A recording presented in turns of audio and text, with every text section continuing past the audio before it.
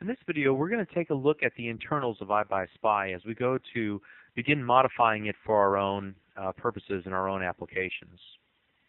So in this video, what we're going to talk about first of all is how the code is organized into the various folders and make some general observations about that.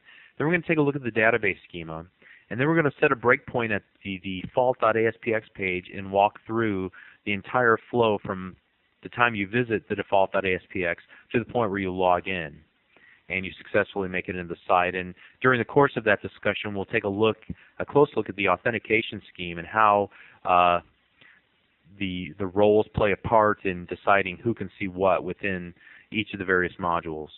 And then finally, we're going to look briefly at the user controls, what it takes to create your own control, just at a very high level. And we're going to spend a lot more time on that particular topic in a future video. So the first thing that we'll take a look at is the Solution Explorer and all the various folders and files that pretty much come by default whenever you install the portal onto your desktop. The first thing you'll notice is that you have a default.aspx. The only purpose for the default.aspx is to route the user to the desktop default or the mobile default page. The desktop default is pretty much what you'll be interested in. It allows people with regular web browsers using regular computers to view the portal. However, they also have a mobile default, and quite honestly, I haven't done a whole lot with the mobile default in my personal experience because I don't do much in the way of mobile development.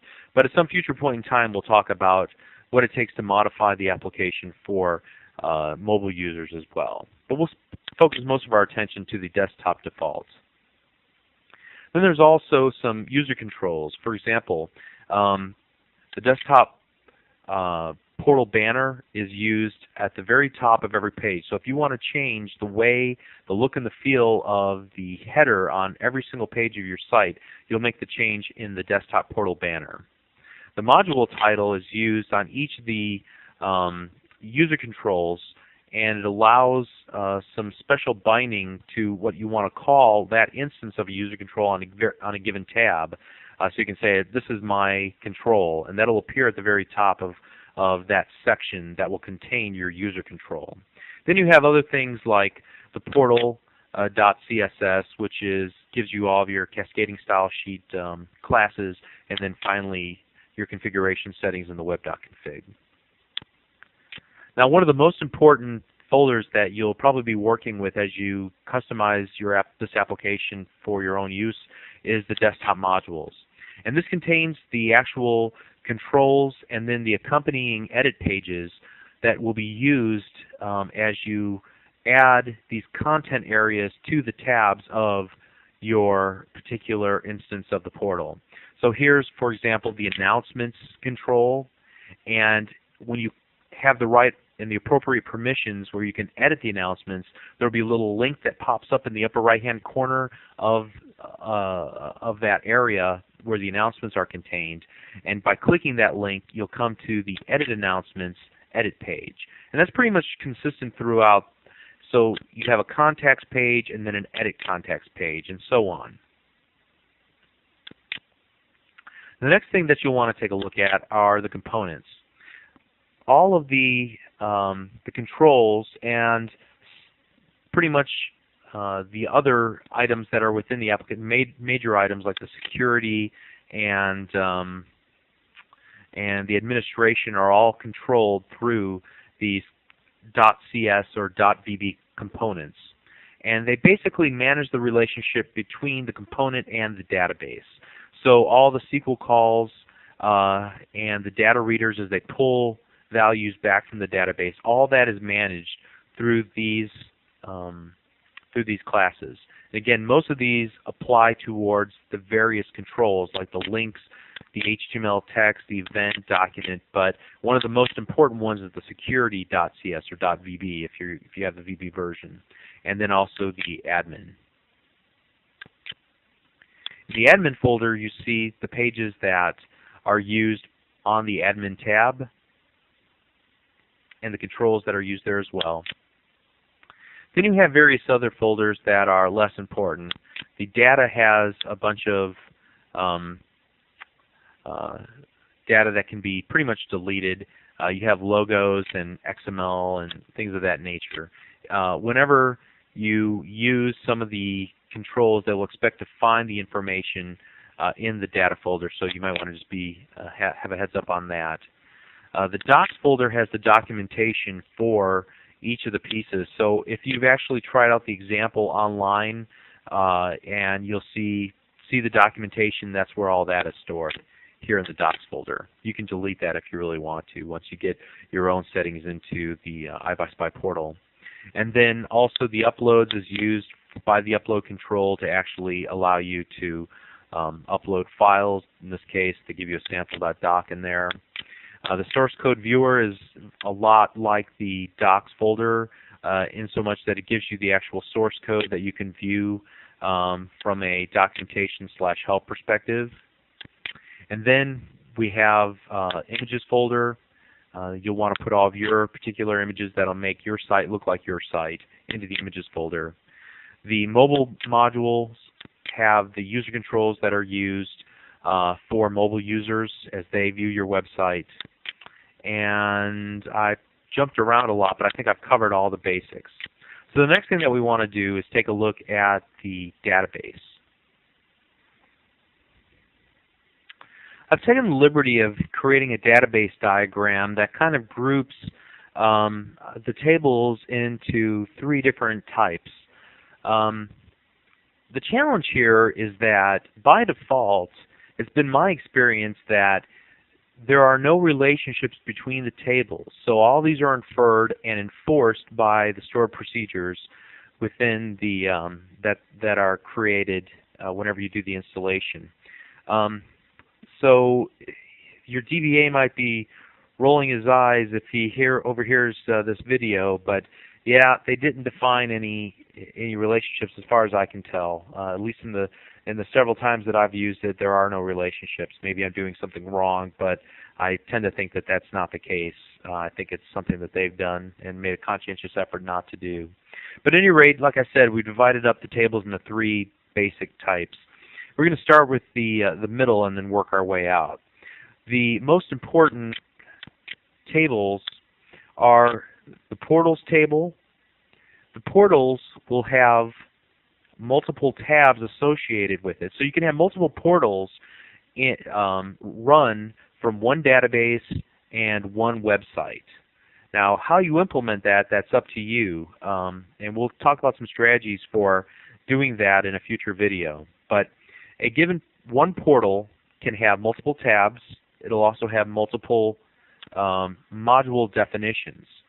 Now, this is basically, and let me pull up the application. On a portal-by-portal basis, you can choose to have certain modules available to your admin or not. And that's controlled, again, in that module definitions table.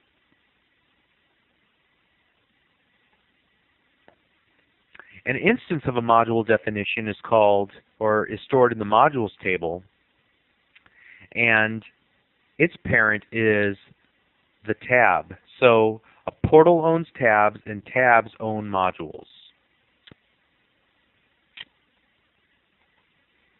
And notice that there's also a relationship between module def ID and as a foreign key to the module definitions table. Additionally, this will determine which pane that the module will reside in, what is its ordinal value, where does it show up, as opposed to the other modules within a given tab for a given pane, or you could also call it a column, the title that appears before this instance of the module, and then who can edit the module, then also the cache. How long will this be cached in seconds?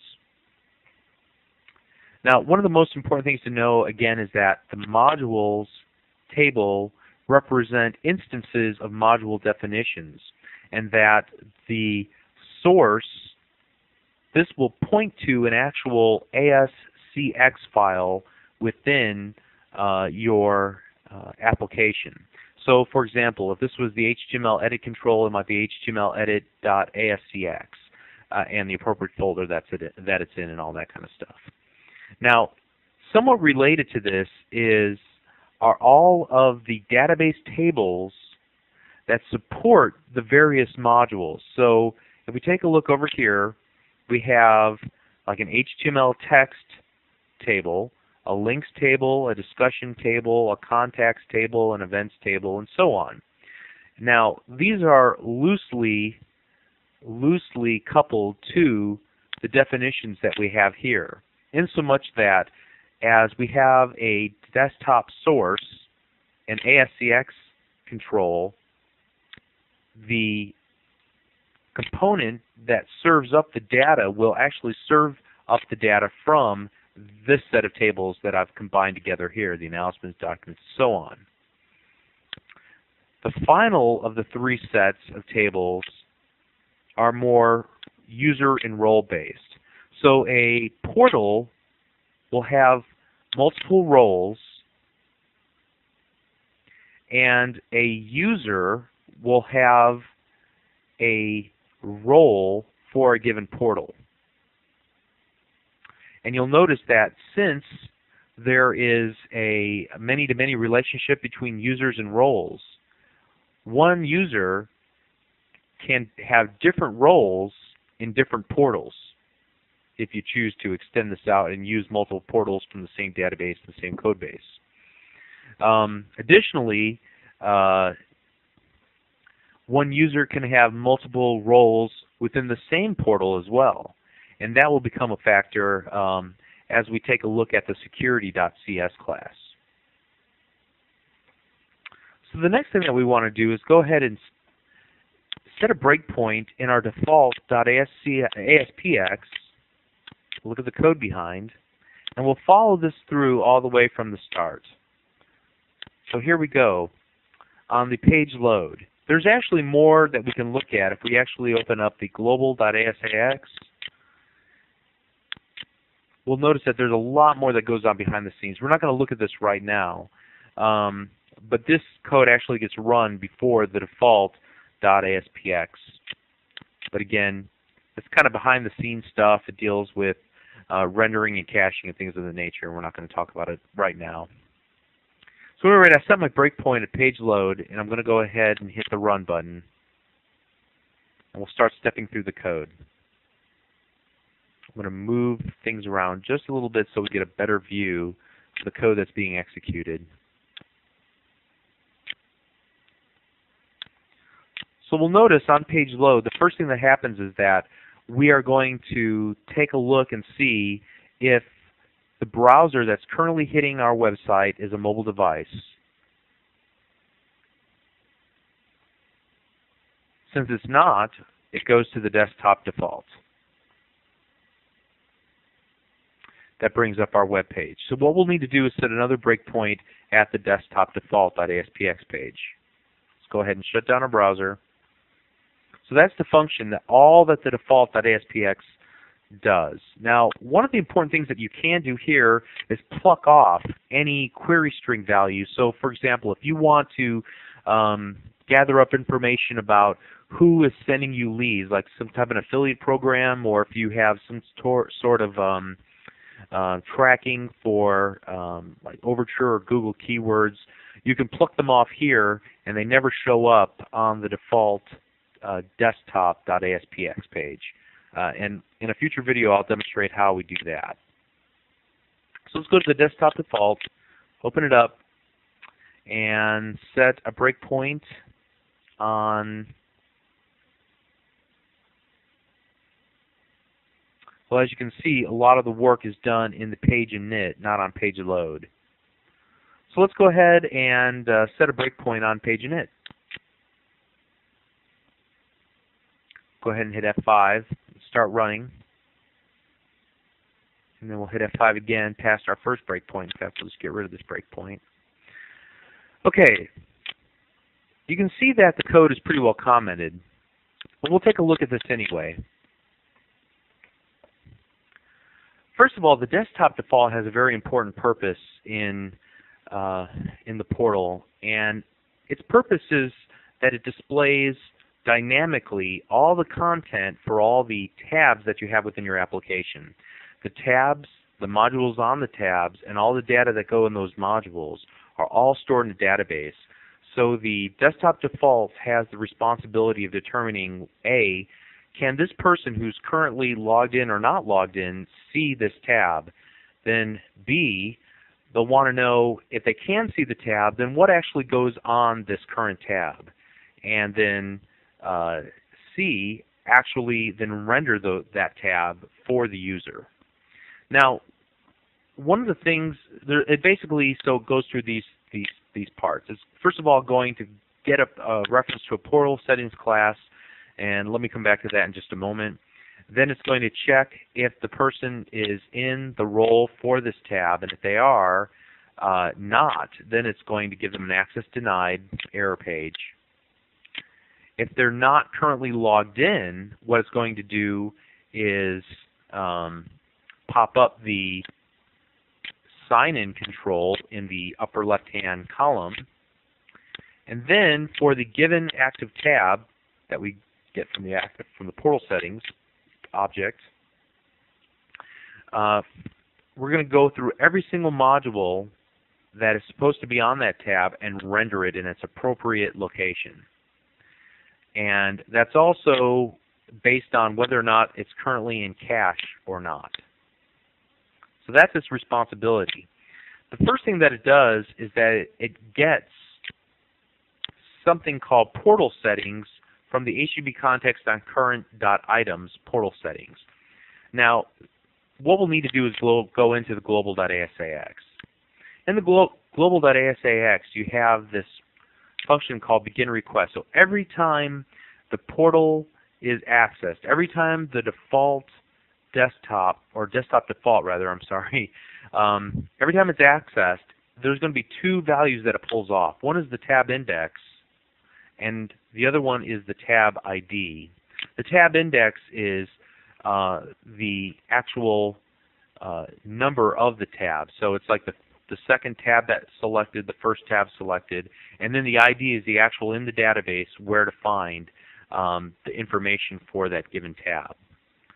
So it pulls those off and it stores them into this context.items object that then gets passed around or by ASP.NET to all the pages within our current not session, but current page execution, I guess you'd say. And so then it adds in an instance of the portal settings class, which is constructed with the tab index and the tab ID that it retrieved from the query string.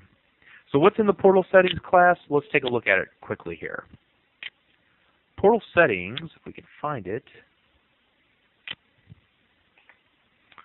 Portal settings is actually in the configuration.cs class. So let's go ahead and open that up and scroll down till we get to portal settings. Portal settings has a portal ID, the name, the always show edit button, and again that can be set from the admin tab. And then it has arrays of tabs for desktop, tabs for the mobile, and then it returns also what the current tab is based on what's passed into the constructor. So here we see the portal settings constructor. It takes that tab index and that tab ID that we saw in the global.asax, and then it's going to access the database and call the get portal settings store procedure.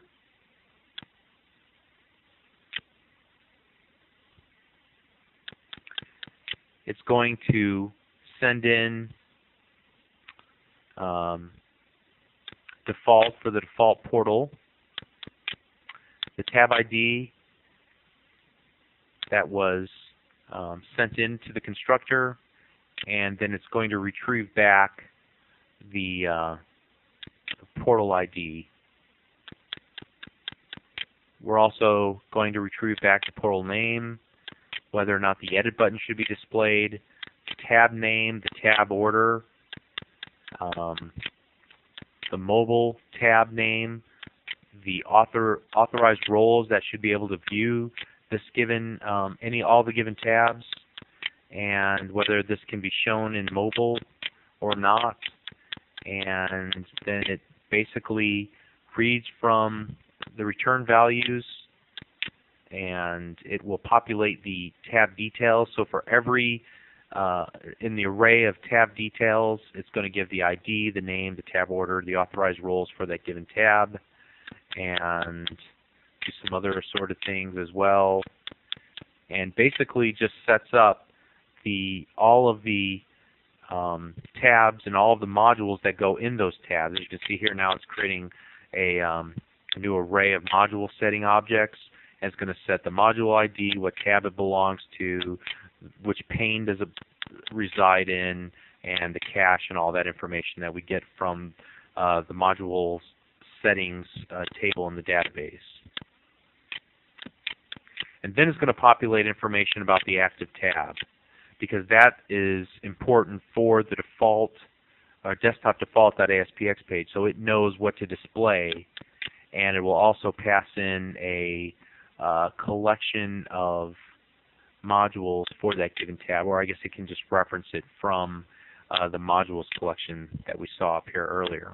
So it just grabs back all this information and returns it back and stores it in this context object, and then we're able to reference that context object for the remainder of that user's session while he's in the portal. So you can see there's a lot that goes on behind the scenes. But let's get back to our desktop default. It's all contained here in this one call, this one creation of the portal settings object, but now we have everything we need to know about the portal at this point in the very first line of code in our page init. The next thing that will happen here, let's go ahead and hit it, so that we can bypass all this stuff, is we're just going to go ahead and set another breakpoint here. Well, I guess we can go ahead and just step into it. So here we're going to look and see if basically the person has been authorized yet. And if they have been authorized, but they are not in the authorized role, then it will give them the access denied. It's going to check the security class to see if the person is currently in the roles. You say, well, what are the roles right now? Well, it's all users. When you come into the site, or when a user comes into the site, he's automatically given the role of all users. Once they log in, we make a database call, grab all the roles for the particular user, and then also we'll continue to do this is in roles a number of times every time a new page is called. So let's go ahead and split those out. And we have determined that the person is in the role for the current active tab. The next thing that's going to happen is if the person is not authenticated,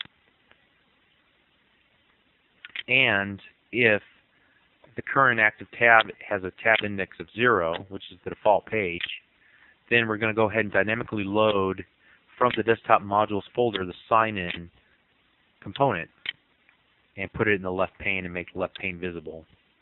Now what's going to happen, in the active tab has a collection of modules, and we're going to iterate through each one of those and add them one at a time into the current tab or the current page.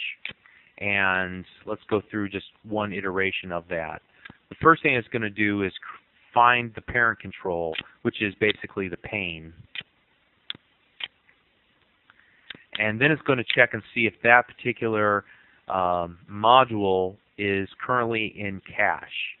Now, it just so happens that the cache time is 0 for this. That means it's not being cached currently. So it's going to have to grab all this information dynamically. So we might go on a little bit of a tangent here.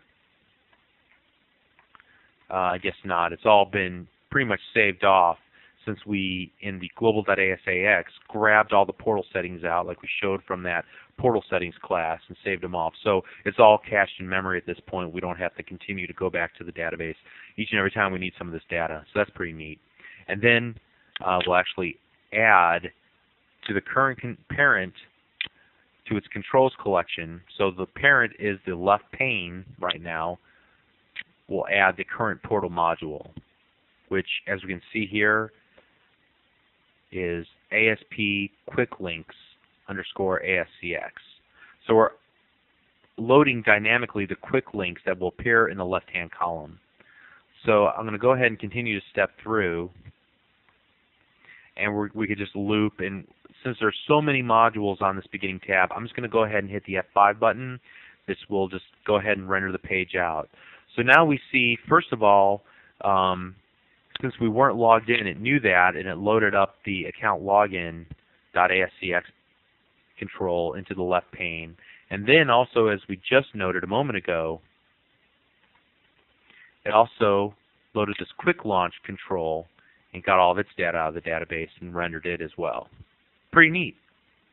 And it did the same for the rest of the columns, but we didn't take the time to go through each and every one of those.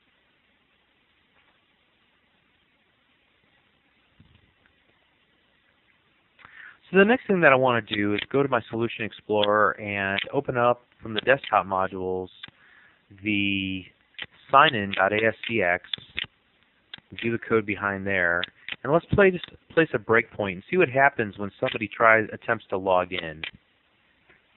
We'll put in this login button.click, which is what's actually acted upon as soon as somebody clicks on the login button on the sign-in control.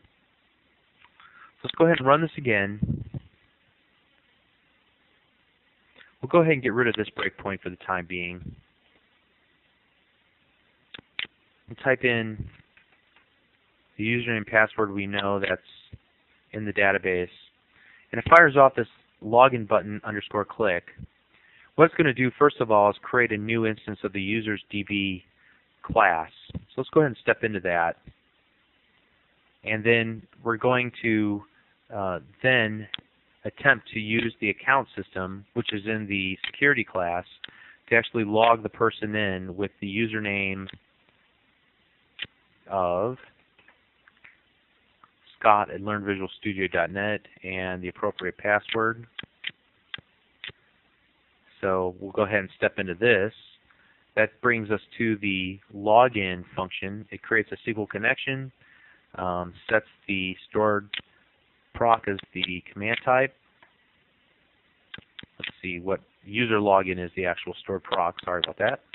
Then it's going to set all the parameters, the email, the password, the username as an output parameter, and then it will, I think at some point, get the roles, maybe not on this turn, but it executes a non-query, grabs back in the output parameters the username.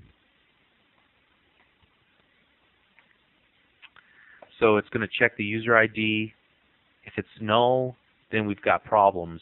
But this is not null and it's not empty. So this person is legitimately some type of member, but we don't know exactly what roles that this user has just yet. But at this point, we're going to go to Forms Authentication, which is built into ASP.NET, and set an authorization cookie. And using the email address and whether or not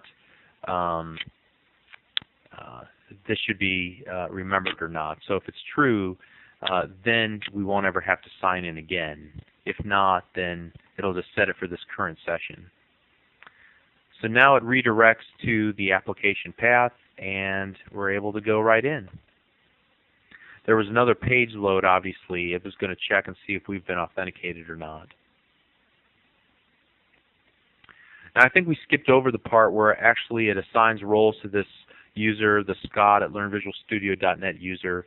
That happens in the users DB class, and obviously we stepped over the code somehow. We'll come back to that at some future point in time. What's important to notice, though, is just how the inner workings of this go, that you have some things that are what I would term fairly hard-coded, like the login process, but it's interesting still how everything else is dynamic and how you're able to basically grab all this information and cache it off, and then just the authentication piece is really neat to me. The last thing that I want to do now is go into and show just one of the user controls and some of the basic pieces of a user control. In a future video, we're going to show how to create our own control, so we're not going to take the time right now to go into it very deeply. But let's just take the HTML module, for example, and just open it up into the designer. You'll notice that the first thing that the HTML module has, as do all of the user controls, is another user control embedded into it. And that user control is a title. Let's take a look at the HTML behind this. You'll notice that it registers the desktop module title.ascx that you find in the base directory, desktop module title. Let's go ahead and open that quickly. And what this does is basically has an edit button and the actual module title that will be bound to whatever's in the database. And it simply just allows you to have, let's go ahead and run the application very quickly so I can illustrate what this does, the module title.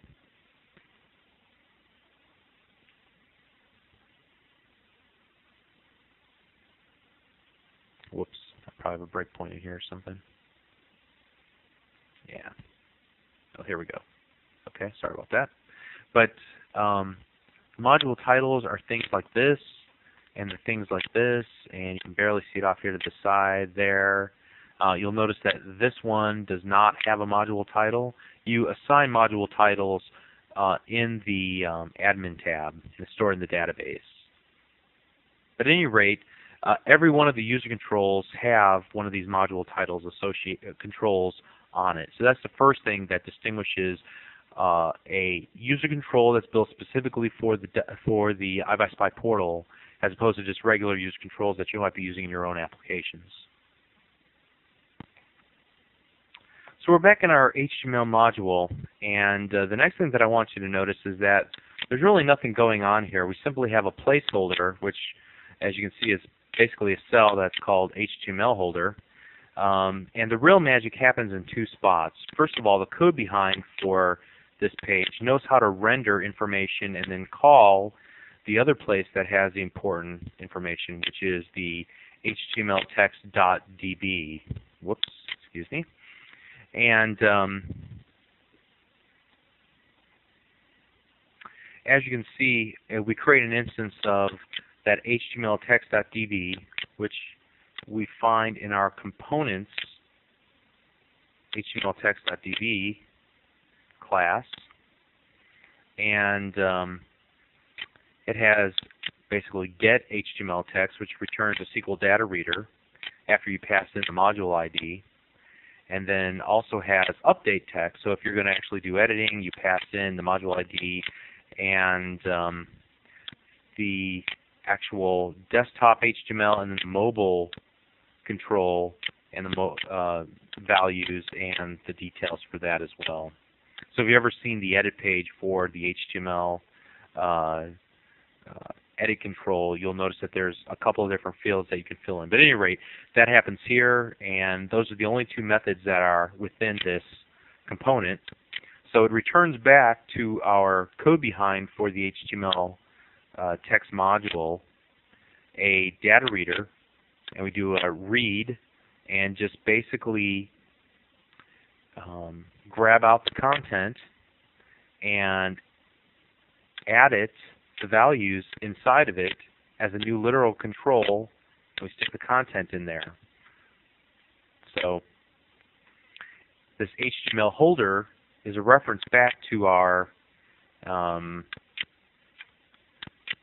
there we go, to our little cell here. So it's going to put any values that we have in the database into this cell of our control.